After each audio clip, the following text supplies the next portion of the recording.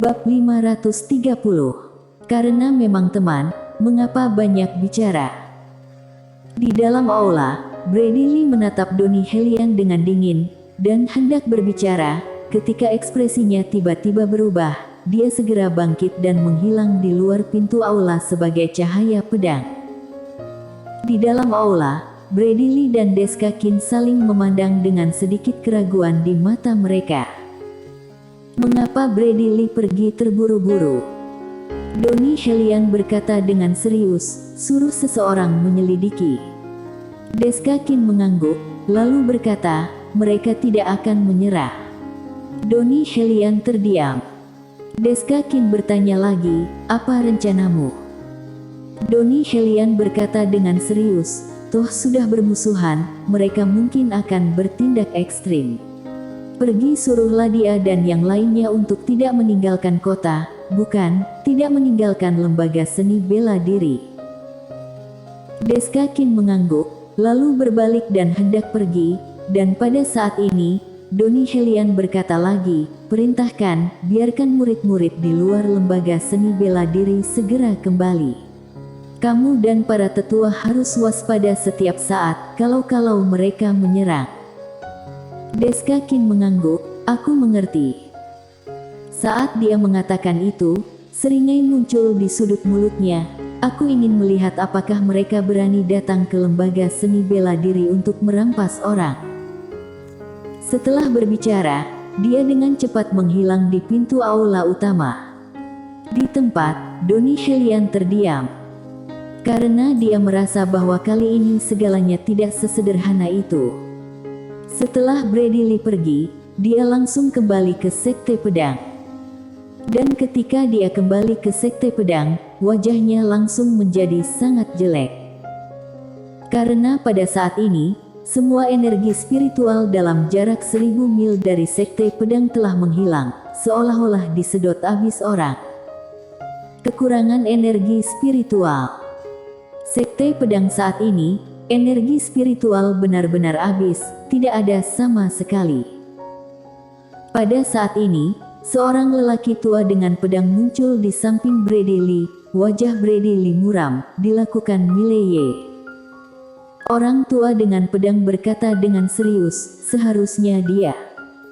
Brady Lee melirik sekeliling, tidak ada yang menemukannya di Sekte Pedang. Orang tua yang memegang pedang menggelengkan kepalanya, energi spiritual tiba-tiba menghilang. Kami menyelidiki sekeliling segera, namun tidak menemukan apa-apa. Mata Brady Lee sedikit menyipit, bagaimana dia melakukannya, apakah harta karun itu? Orang tua pemegang pedang berkata dengan serius, kekuatan dan bakat orang ini, bahkan di Sekte Pedang kita juga termasuk luar biasa. Jika dia tidak mati, dia akan menjadi bencana besar bagi Sekte Pedang di masa depan. Brady Lee terdiam sejenak, lalu berkata, perintahkan, Mileye mencuri harta Sekte Pedang. Mulai sekarang, semua murid Sekte Pedang bertanggung jawab atas pembunuhan dia. Pria tua yang memegang pedang itu melirik Brady Lee dan ragu-ragu, ini. Brady Lee berkata pelan, jika tidak seperti ini, Sekte Pedang tidak akan bisa menembaknya secara terang-terangan. Hanya dengan cara ini, kita bisa mendapatkan keadilan. Pria tua yang memegang pedang itu terdiam sejenak, lalu berbalik dan pergi. Wajah Brady Lee berubah dingin, apakah kamu ingin bermain? Lalu aku akan bersenang-senang denganmu. Setelah mengatakan itu, dia berbalik dan menghilang. Hilangnya tiba-tiba energi spiritual Sekte Pedang menyebar dengan cepat ke seluruh kota Senwu, tetapi segera, berita lain membanjiri masalah tersebut. Mileye mencuri harta karun Sekte Pedang. Siapa Mileye? Masyarakat kota Senwu masih sedikit asing dengan nama ini, karena Mileye belum lama berada di kota Senwu. Tapi sekarang, dengan keluarnya pernyataan Sekte Pedang, seluruh masyarakat kota Senwu bisa dikatakan sangat menghina Mileye. Mencuri barang dari sekte, dan menjadi kultivator pedang, ini bukan tidak tahu malu yang biasa. Dan banyak siswa di lembaga seni bela diri yang malah lebih menertawakan. Kesimpulannya, sekte pedang kini bisa dibilang berada pada titik tertinggi moralitas. Di kamar bobrok. Sementara itu, Mileye duduk bersila di tanah, wajahnya pucat saat ini. Saat dia mengaktifkan takhta Raja Dewa, tubuhnya sedikit tak tertahankan. Takhta Raja Dewa ini adalah satu-satunya artefak tingkat alam Taoisme yang dia miliki saat ini, dan dia tidak bisa sepenuhnya mengendalikannya sekarang. Tidak hanya itu, dia telah memutuskan untuk menggunakannya sesedikit mungkin di masa depan. Pada saat ini, lantai ke-6 tiba-tiba berkata, "Kursimu tidak buruk." Mileye sedikit penasaran, kenapa? Lantai ke-6 berkata, "Kursi ini berisi aturan Tao, dan Tao ini di luar aturan Tao dari Star Territory kalian." Mileye sedikit penasaran, apakah Star Territory kita juga memiliki aturan Tao? Lantai ke-6 berkata, "Setiap dunia memiliki aturan Tao sendiri, jika tidak ada aturan Tao, dunia akan kacau balau. Misalnya, jika kamu berkelahi dengan orang, kamu menghancurkan ruang hampa, dan ruang hampa otomatis memperbaiki diri. Ini adalah apa yang dilakukan oleh aturan Tao." Mileye berkata dengan serius, "Jika aturan Tao di dunia ini dihancurkan, apakah itu berarti dunia ini akan hancur?" Lantai ke-6 berkata, "Apakah kamu ingin melakukan ini?" Mileye menggelengkan kepalanya. "Hancurkan dunia? Dia belum gila."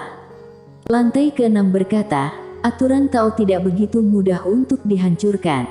Untuk saat ini, setidaknya orang di lantai 5 memiliki kekuatan untuk menghancurkan aturan Tao dunia."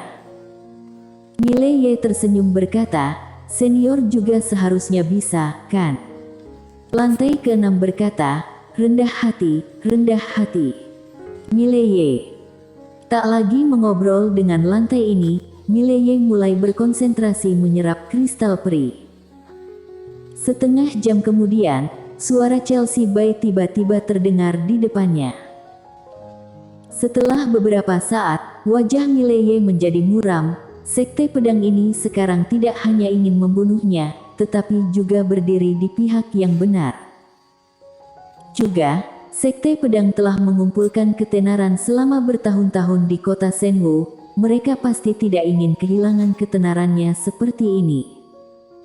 Mileye bangkit dan berjalan keluar.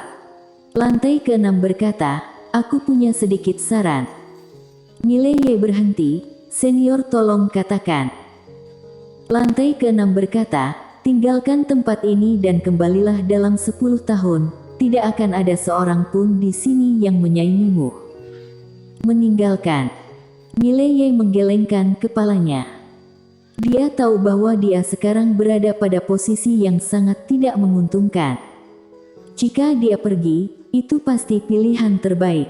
Namun, dia tahu betul bahwa begitu dia pergi, orang-orang itu akan menjadi gila dalam melawan Lin Siye dan Ladia dan yang lainnya. Dia melarikan diri, tapi teman-teman dan saudara-saudaranya yang akan menderita. Lantai ke-6 berkata lagi, "Lalu apakah kamu akan melawan mereka sampai akhir?" Mileye tersenyum, "Senior, bisakah kamu keluar?" Lantai 40 berkata pelan, "Jangan coba mengincarku. Aku bahkan tidak bisa melindungi diriku sendiri." Mileye tertegun, sedikit bingung, "Mengapa kamu mengatakan itu?" Lantai ke-6 berkata, "Sebelum kultivator pedang itu pergi." Omong-omong, dia tiba-tiba tidak mengatakan apa-apa. Mendengar ini, Mileye mengerti. Kultivator pedang itu menembak lantai ini sebelum dia pergi. Tanpa banyak berpikir, Mileye diam-diam menghilang. Kali ini, alih-alih pergi ke sekte pedang, dia datang ke kamar dagang Tongbao. Dalam sebuah kotak, Chelsea Bay sedang duduk di meja, sedang meninjau sesuatu. Tiba-tiba, dia melihat ke sudut Tuan Muda Ye. Mileye muncul dengan tenang, wajahnya sedikit serius, kamu tetap saja bisa menemukanku.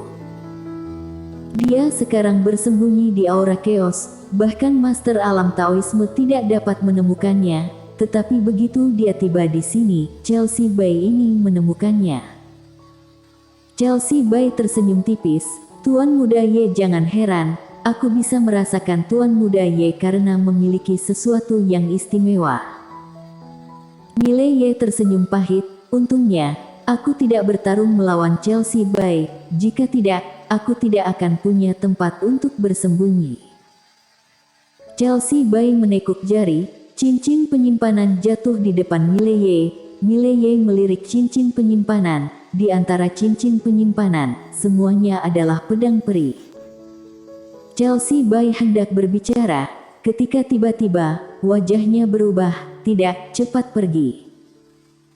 Mile Ye sedikit terkejut, saat berikutnya, dia berbalik dan hendak pergi, dan pada saat ini, seluruh kamar dagang Tianbao tiba-tiba meledak, dan kekuatan yang kuat meledakkan Mile Ye dan Chelsea Bai.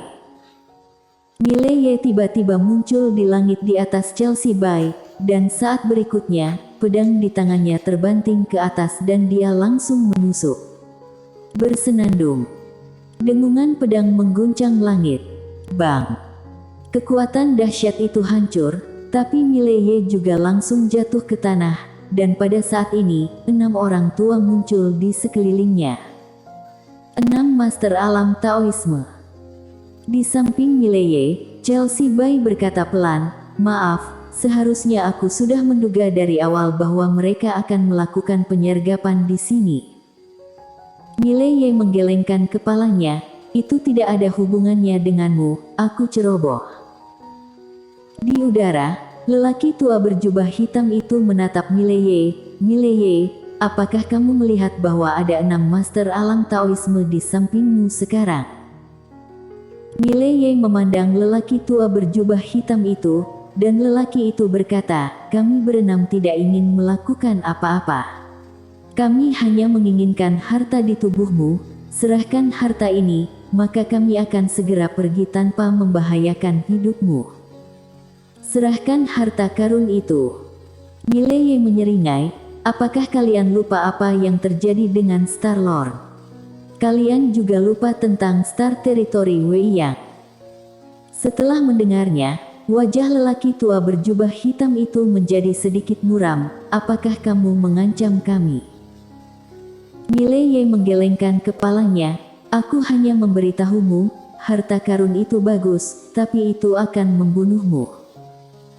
Orang tua berjubah hitam itu berkata pelan, kami berenam tahu bahwa ada seseorang di belakang kamu, kamu dapat memanggil orang di belakang kamu.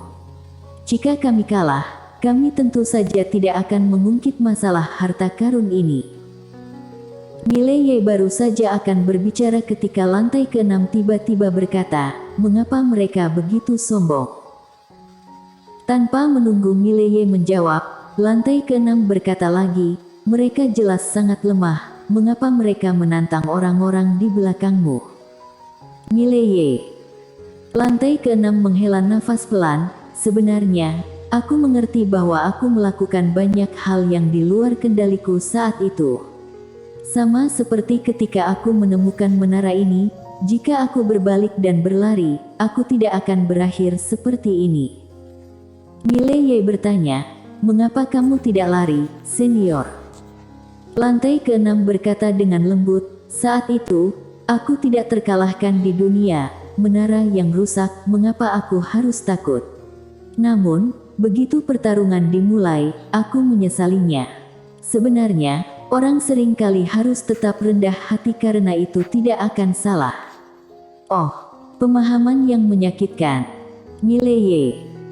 Pada saat ini, lelaki tua berjubah hitam di langit tiba-tiba berkata, Mile Ye, aku akan memberimu satu kesempatan terakhir. Jika kamu tidak menyerahkan benda itu, jangan salahkan kami. Mile Ye terdiam. Lelaki tua berjubah hitam itu kembali berkata, Sekte Pedang tidak akan peduli padamu, lembaga seni bela diri tidak akan peduli padamu, sekarang kamu sendirian, kamu tidak punya kesempatan untuk menang. Siapa bilang? Saat itu, sebuah suara datang dari tidak jauh. Mileye menoleh untuk melihat, dan seorang pria berjalan perlahan. Melihat orang ini, Mileye tercengang. Orang ini adalah Serjan Mo dari klan Moko. Serjan Mo menghampiri Mileye. Mileye berkata dengan serius, "Kakak Mo, kamu tidak perlu terlibat." Serjan Mo memandang Mileye, tidak menganggapku sebagai teman. Mileye memandang Serjan Mo, dia tersenyum berkata, "Tentu saja aku menganggap saudara Mo sebagai teman, tapi..." Serjan Mo menggelengkan kepalanya, "Karena kita berteman, mengapa repot-repot?" Mileye terdiam. Bersambung.